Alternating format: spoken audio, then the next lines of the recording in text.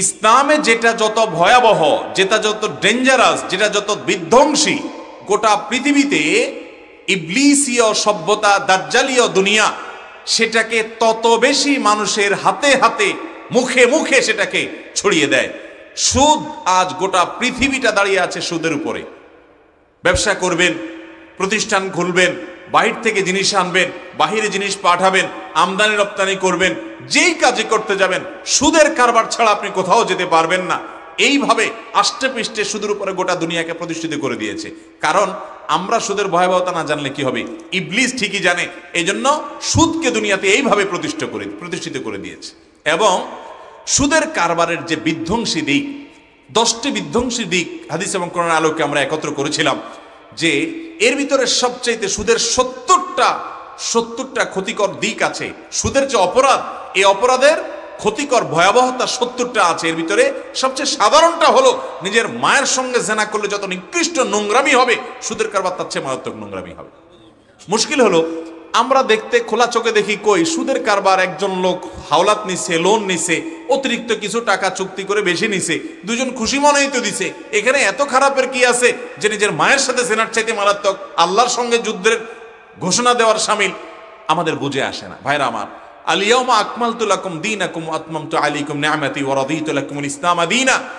কোরআনে কারীমের একেবারে শেষের দিকের আয়াত, যেখানে আল্লাহ রাব্বুল আলামিন ইসলামকে পূর্ণাঙ্গ করে দিয়েছেন বলেছেন। এরপরে আবার এই সুদের ব্যাপারে আল্লাহ সাবধান করেছেন যে শেষ কথারও বড় কথা, যে সুদ থেকে বেঁচে থাকতে হবে। ভাইরা আমার, এখান থেকে বোঝা যায় সুদ মানুষকে ধ্বংসের দ্বার প্রান্তে নিয়ে যায়, এবং এটা শয়তানের লড়াই, যে সুদের কারবারে মানুষকে জড়াবেই জড়াবে। মানুষের ভেতরে তার ঈমানি চেতনাকে ধ্বংস করে দেওয়ার জন্য সুদের ভূমিকা সবচাইতে বেশি এবং মারাত্মক। আমাদের কাছে বুঝে আসে না এই বিষয়গুলো। শিরকের অপরাধটা অনেকটা এরকম, যে অনেক সময় বুঝে আসে না যে শিরকের অপরাধ এরকম, যে আল্লাহ বলেছেন ইন্নাল্লাহা লা ইয়াগফিরু আন ইউশরাকা বিহি, আল্লাহর সঙ্গে শিরক করলে আল্লাহ সেটা মাফ করবেন না। আর ইন্নাশ শিরকা লাযুলমুন আযীম, শিরক মহা অপরাধ, সবচেয়ে বড় পাপ দুনিয়াতে শিরক। অনেক ক্ষেত্রে কুফর এবং শিরক দুইটা যদিও একই ক্যাটাগরির অপরাধ, মানুষকে ইসলাম থেকে খারিজ করে দেয়, কিন্তু কুফরের চাইতে কোন কোন আয়াতের নির্দেশনা আলোকে শিরকের ভয়াবহতা বেশি বোঝা যায়। কারণ একটা মানুষ আল্লাহকে অবিশ্বাস করলে সে জিরোতে চলে যায়, ঈমান থেকে বের হয়ে গেল।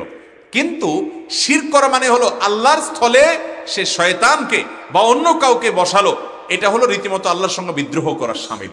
এই জন্য শিরককে এত ভয়াবহ অপরাধ বলা হয়েছে। ঠিক একইভাবে সুদের কারবার, এটা একজন ঈমানি চেতনাকে শেষ করে দেয়। এটা আল্লাহ রাব্বুল আলামিনের বান্দাদের জন্য আল্লাহর তরফ থেকে সবচেয়ে বড় নির্দেশনা এবং চ্যালেঞ্জিং কাজ বান্দাদের জন্য, যে তারা সুদ থেকে বেঁচে থাকবে। সব কর্মের ক্ষতি এবং ভয়াবহতা মানুষ দুনিয়াতে বুঝে যাবে না, কিছু জিনিস আখিরাতে মানুষ হাড়ে হাড়ে টের পাবে। কিন্তু এটা যে অনেক বড় জঘন্য অপরাধ এবং অনেক বড় বড় কাবিরা গুনার চাইতেও মারাত্মক, সেটা বলাই বাহুল্য। অথচ সুদের সাথে আজ আমাদের সমাজে অনেক মানুষ জড়িয়ে যাচ্ছে, মনে করছে এটাতে কোনো পাপ না। একটা মানুষ জেনাতে করে ধরা পড়লে তাকে আমরা অপরাধী মনে করি, ঠিক আছে, কিন্তু সুদের কারবারিকে আমরা অপরাধীকে অত দূরের কথা, দেখা যায় যে আমাদের সমাজের সাধারণ একেবারে স্বাভাবিক কর্মকাণ্ডের মতো আমরা মনে করি। আল্লাহ তাআলা আমাদেরকে বুঝার তৌফিক দান করুন, সুদের কারবার থেকে আমাদের বেরিয়ে আসার তৌফিক দান করুন।